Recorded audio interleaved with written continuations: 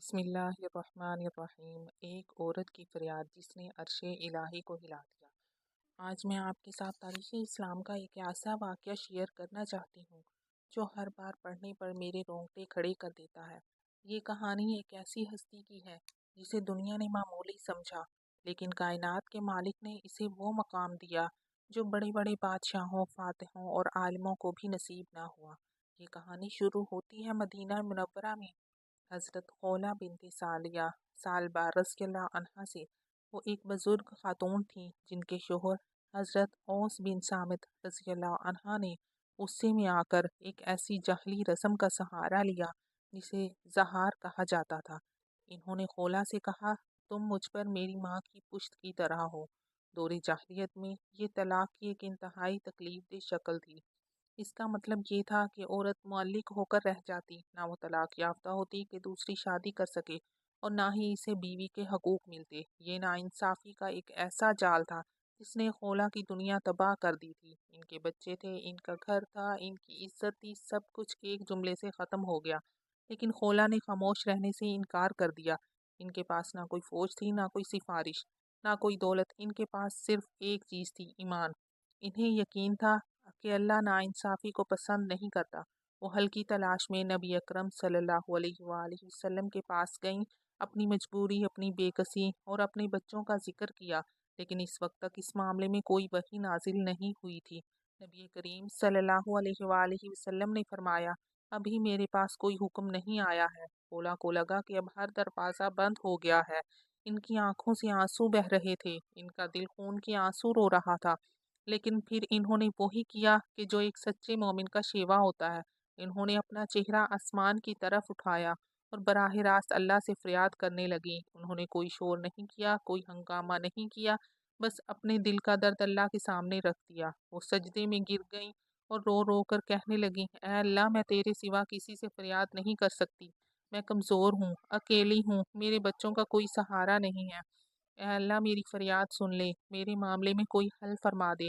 پھر کائنات کے خالق نے، جو 7 آسمانوں کے اوپر ہے، اس بوڑھی عورت کی سرگوشی سن لی۔ اسی وقت وحی نازل ہوئی اور اللہ نے فرمایا، قد سمع اللہ قول التي تجادلك في زوجها وتشتكي إلى الله والله يسمع تحاوركما إن الله سميع بصير۔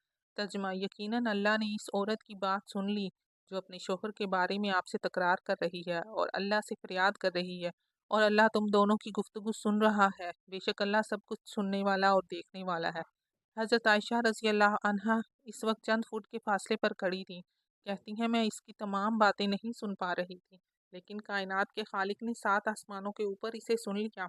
اللہ نے صرف ان کا مسئلہ حل نہیں کیا، بلکہ ان کی آواز کو ہمیشہ کے لیے قرآن میں امر کر دیا۔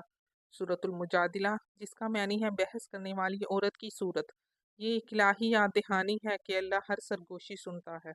وہ الفاظ جو آپ بلند آواز میں کہتے ہیں، وہ دعائیں جو آپ اپنے تکیے میں سسکیاں لیتے ہوئے مانگتے ہیں، وہ درد جس کے لیے ابھی آپ کے پاس الفاظ بھی نہیں ہیں، اللہ ان سب کو سنتا ہے۔ کبھی یہ نہ سوچیں کہ آپ کی دعا بہت چھوٹی ہے یا آپ کے مسائل بہت معمولی ہیں۔ جس رب نے خولہ کے لیے آسمانوں کو تھام لیا، وہی رب آج آپ کی بھی سن رہا ہے۔